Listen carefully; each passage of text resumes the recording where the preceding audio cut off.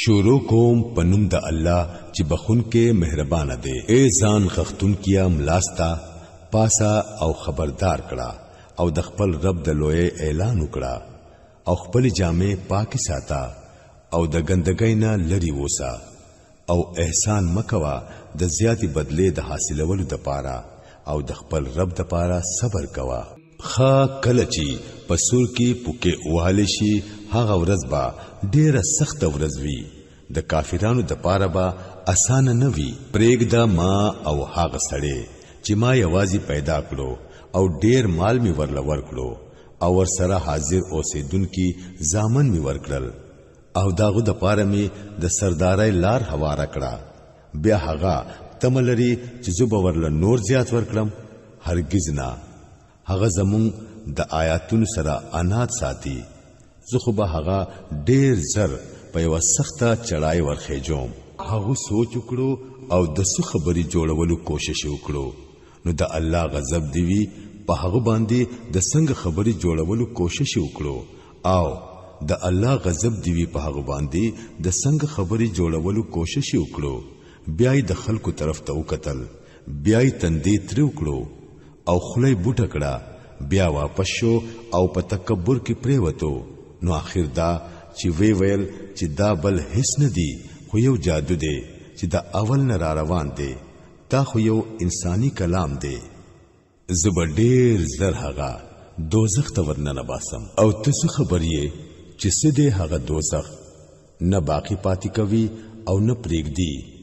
سرمنی سوزون کې نلس کارکنان په هغه باندې مقرر دي. مونږ د دوزخ دا کارکنان فرښتې جوړی کړې دي او د دوی تعداد مو د کافرانو د پاره یو فتنه جوړه کړې ده د پاره د دې چې د اهل کتابو یقین راشي او د ایمان والو ایمان زیات شي او چې اهل کتاب او مؤمنان پس شک کې پاتې نشي او د چا په زړونو کې چې مرض پروت دی چې هغوی او کافران دا وایي چې د دې عجیب خبرې نه د الله څه مطلب کې دی شي.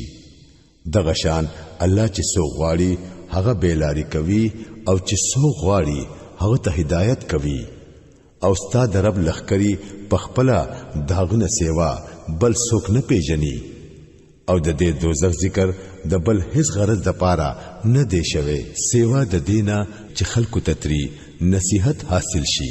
هرگز نه. قسم دې پس پونګمای باندې او پشپ باندې کله چې واپس کیږي او پسبا باندې کله چې روخانه کیږي. دا دوزخ هم په غټو سيزونو کې یو دی. د انسانانو د پاره يرونه ده. پتا سو کې د هر هغه چا د پاره يرونه ده چې هغه وړاندې کېدل غواړي یا رستو پاتې کېدل غواړي. هر انسان د خپل ګټي په بدله کې غاڼه دی.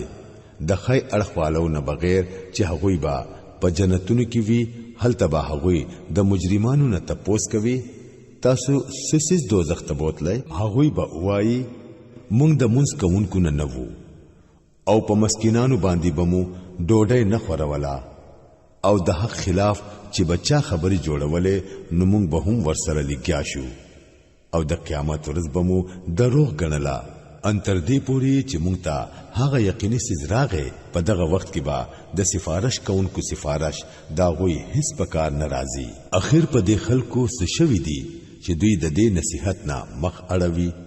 دوی داسې دي لکه ځنګلي خرو چې د شرمخ دیرینا تختې دلی وي بلکې په دوی کې خو هر یو دا غواړي چې داغو پنوم دی برسره خط ولېګلی شي.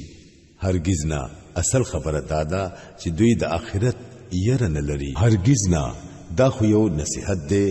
اوس چې د چا زړه غواړي هغه دې د دینه سبق حاصل کړي او دوی به هیڅ سبق حاصل نه کړي مګر هلا چې الله غواړي.